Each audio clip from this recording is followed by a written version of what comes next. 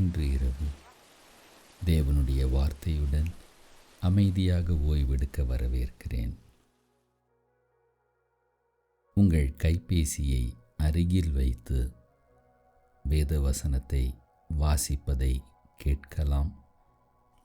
முடிந்தால் ஹெட்ஃபோன்ஸ் பயன்படுத்துங்கள். ஒவ்வொரு வாரமும் இப்படிப்பட்ட நிகழ்ச்சிகளை பதிவேற்றம் செய்து கொண்டே இருப்போம்.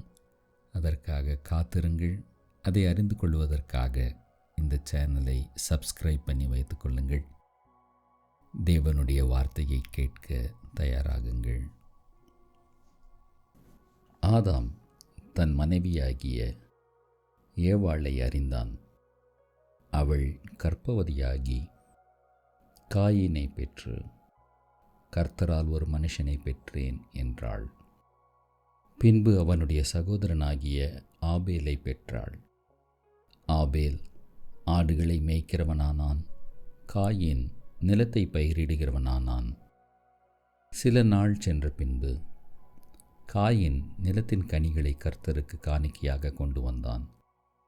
ஆபேலும் தன் மந்தையின் தலையீற்றுகளிலும் அவைகளில் கொழுமையானவைகளிலும் சிலவற்றை கொண்டு வந்தான்.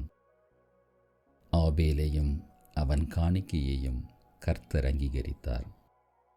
காயினையும் அவன் காணிக்கையையும் அவர் அங்கீகரிக்கவில்லை. அப்பொழுது காயினுக்கு மிகவும் எரிச்சல் உண்டாகி அவன் முகநாடி வேறுபட்டது. அப்பொழுது கர்த்தர் காயினை நோக்கி, உனக்கு ஏன் எரிச்சல் உண்டாயிற்று? உன் முகநாடி ஏன் வேறுபட்டது? நீ நன்மை செய்தால் மேன்மையில்லையோ? நீ நன்மை செய்யாதிருந்தால் பாவம் வாசற்படியில் படுத்திருக்கும். அவன் ஆசை உன்னை பற்றி இருக்கும். நீ அவனை ஆண்டு கொள்ளுவாய் என்றார். காயின் தன் சகோதரனாகிய ஆபேலோடு பேசினான். அவர்கள் வயல்வெளியில் இருக்கும் சமயத்தில் காயின் தன் சகோதரனாகிய ஆபேலுக்கு விரோதமாய் எழும்பி அவனை கொலை செய்தான். கர்த்தர் காயினை நோக்கி, உன் சகோதரனாகிய ஆபேல் எங்கே என்றார். அதற்கு அவன், நான் அறியேன். என் சகோதரனுக்கு நான் காவலாளியோ என்றான். அதற்கு அவர், என்ன செய்தாய்? உன் சகோதரனுடைய இரத்தத்தின் சத்தம் பூமியிலிருந்து என்னை நோக்கி கூப்பிடுகிறது. இப்பொழுதும் உன் சகோதரனுடைய இரத்தத்தை உன் கையிலே வாங்கிக் கொள்ள தன் வாயை திறந்த இந்த பூமியில் நீ சபிக்கப்பட்டிருப்பாய். நீ நிலத்தை பயிரிடும்போது அது தன் பலனை இனி உனக்கு கொடாது. நீ பூமியில் நிலையற்று அலைகிறவனாயிருப்பாய் என்றார். அப்பொழுது காயின் கர்த்தரை நோக்கி, எனக்கு இட்ட தண்டனை என்னால் சகிக்க முடியாது. இன்று என்னை இந்த தேசத்திலிருந்து துரத்தி விடுகிறீர். நான் உமது சமூகத்துக்கு விலகி மறைந்து பூமியில் நிலையற்று அலைகிறவனாயிருப்பேன். என்னை கண்டுபிடிக்கிறவன் எவனும் என்னை கொன்று போடுவானே என்றான். அப்பொழுது கர்த்தர் அவனை நோக்கி, காயினை கொல்லுகிற எவன் மேலும் 7 பழி சுமரும் என்று சொல்லி, காயினை கண்டுபிடிக்கிறவன் எவனும் அவனை கொன்று போடாதபடிக்கு கர்த்தர் அவன் மேல் ஒரு அடையாளத்தை போட்டார். அப்படியே காயின் கர்த்தருடைய சன்னதியை விட்டு புறப்பட்டு ஏதேனுக்கு கிழக்கான நோத் என்னும் தேசத்தில் குடியிருந்தான். காயின் தன் மனைவியை அறிந்தான். அவள் கர்ப்பவதியாகி ஏனோக்கை பெற்றாள். அப்பொழுது அவன் ஒரு பட்டணத்தை கட்டி அந்த பட்டணத்துக்கு தன் குமாரனாகிய ஏனோக்குடைய பேரை இட்டான். ஏனோக்குக்கு ஈராத் பிறந்தான். ஈராத் மெகுயாவேலை பெற்றான். மெகுயாவேல் மெத்தூசவேலை பெற்றான். மெத்தூசவேல் லாமேக்கை பெற்றான். லாமேக்கு 2 ஸ்திரீகளை விவாகம் பண்ணினான். ஒருத்திக்கு ஆதாள் என்று பெயர், மற்றொருத்திக்கு சில்லாள் என்று பெயர். ஆதாள் யாபாளை பெற்றாள். அவன் கூடாரங்களில் வாசம் பண்ணுகிறவர்களுக்கும் மந்தை மேய்க்கிறவர்களுக்கும் தகப்பனானான். அவன் சகோதரனுடைய பேர் யூபால். அவன் கிண்ணரக்காரர் நாகசுரக்காரர் யாவருக்கும் தகப்பனானான். சில்லாளும் தூபாள் காயினை பெற்றாள். அவன் பித்தளை இரும்பு முதலியவற்றின் தொழிலாளர் யாவருக்கும் ஆசாரியனானான்.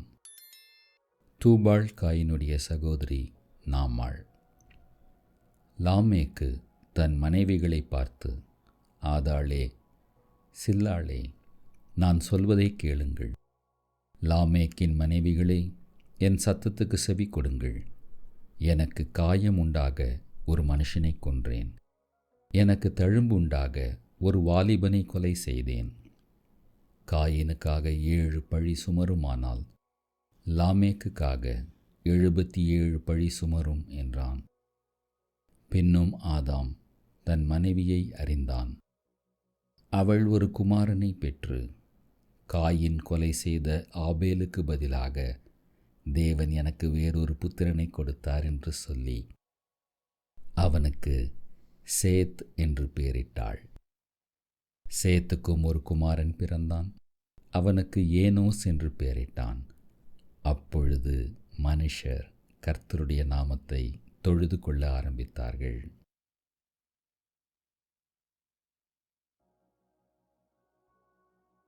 ஆதியாகமம் 5. ஆதாமின் வம்ச வரலாறு. தேவன் மனுஷனை சிருஷ்டித்த நாளிலே அவனை தேவசாயலாகவே உண்டாக்கினார். அவர்களை ஆணும் பெண்ணுமாக சிருஷ்டித்து அவர்களை ஆசீர்வதித்து அவர்களை சிருஷ்டித்த நாளிலே அவர்களுக்கு மனுஷர் என்று பெயரிட்டார். ஆதாம் 130 வயதான போது தன் சாயலாக தன் ரூபத்தின்படியே ஒரு குமாரனை பெற்று அவனுக்கு சேத் என்று பெயரிட்டான். ஆதாம் சேத்தை பெற்ற பின் 800 வருஷம் உயிரோடு இருந்து குமாரரையும் குமாரத்திகளையும் பெற்றான். ஆதாம் உயிரோடு இருந்த நாளெல்லாம் 930 வருஷம். அவன் மரித்தான். சேத் 105 வயதான போது ஏனோசை பெற்றான். சேத் ஏனோசை பெற்ற பின் 807 வருஷம் உயிரோடு இருந்து குமாரரையும் குமாரத்திகளையும் பெற்றான். சேத்தினுடைய நாளெல்லாம் 912 வருஷம். அவன் மரித்தான். ஏனோஸ் 90 வயதான போது கேனானை பெற்றான்.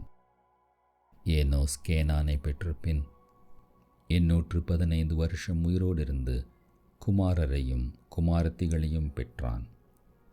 ஏனோசுடைய நாளெல்லாம் 905 வருஷம். அவன் மரித்தான். கேனான் 70 வயதான போது மகலாலேயேலை பெற்றான். கேனான் மகலாலேயேலை பெற்ற பின் 840 வருஷம் உயிரோடு இருந்து குமாரரையும் குமாரத்திகளையும் பெற்றான். கேனானுடைய நாளெல்லாம் 910 வருஷம். அவன் மரித்தான். மகலாலேயேல் 65 வயதான போது யாரேதை பெற்றான். மகலாலேயேல் யாரேதை பெற்ற பின் 830 வருஷம் உயிரோடு இருந்து குமாரரையும் குமாரத்திகளையும் பெற்றான். மகலாலேயேலுடைய நாளெல்லாம் 895 வருஷம். அவன் மரித்தான். யாரேத் 162 வயதான போது ஏனோக்கை பெற்றான். யாரேத் ஏனோக்கை பெற்ற பின் 800 வருஷம் உயிரோடு இருந்து குமாரரையும் குமாரத்திகளையும் பெற்றான். யாரேதுடைய நாளெல்லாம் 962 வருஷம். அவன் மரித்தான். ஏனோக்கு 65 வயதான போது மெத்துசலாவை பெற்றான். ஏனோக்கு மெத்துசலாவை பெற்ற பின் 300 வருஷம் தேவனோடே சஞ்சரித்து கொண்டிருந்து குமாரரையும் குமாரத்திகளையும் பெற்றான். ஏனோக்குடைய நாளெல்லாம் 365 வருஷம். ஏனோக்கு தேவனோடே சஞ்சரித்து கொண்டிருக்கையில் காணப்படாமற் போனான். தேவன் அவனை எடுத்துக்கொண்டார்.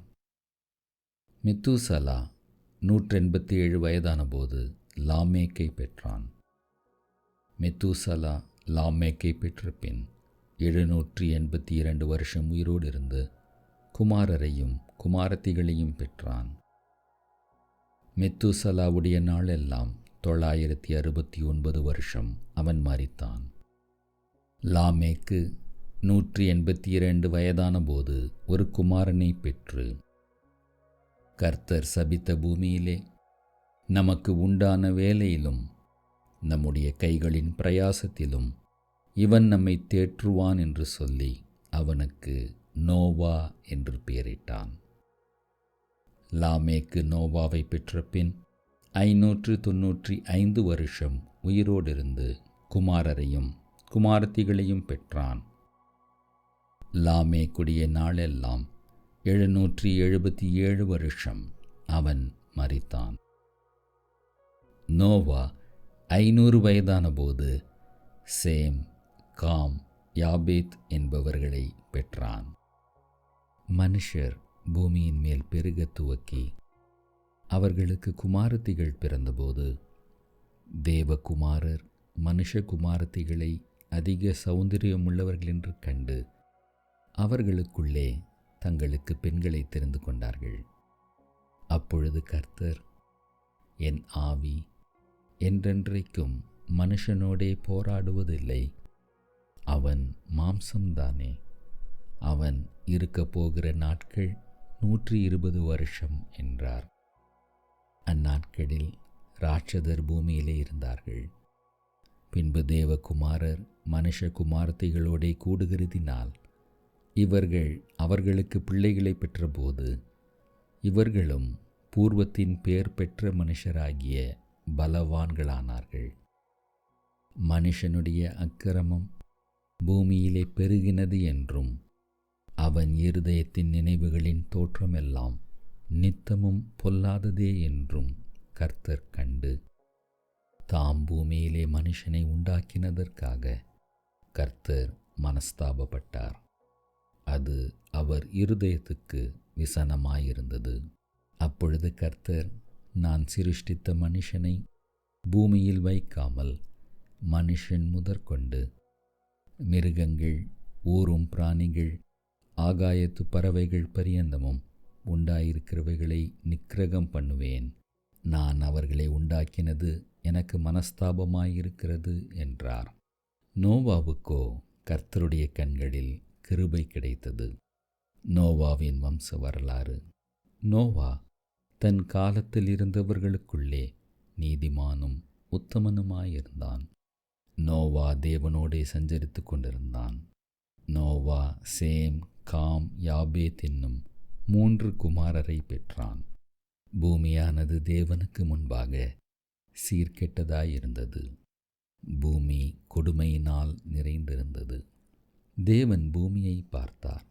இதோ அது சீர்கெட்டதாயிருந்தது. மாம்சமான யாவரும் பூமியின் மேல் தங்கள் வழியை கெடுத்து கொண்டிருந்தார்கள்.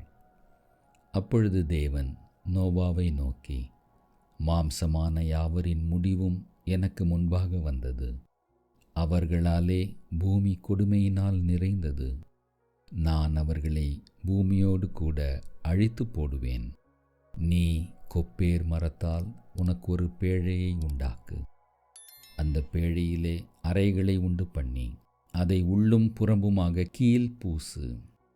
நீ அதை பண்ண வேண்டிய விதம் என்னவென்றால், பேழையின் நீளம் 300 முழமும் அதன் அகலம் 50 முழமும் அதன் உயரம் 30 முழமுமாய் இருக்க வேண்டும்.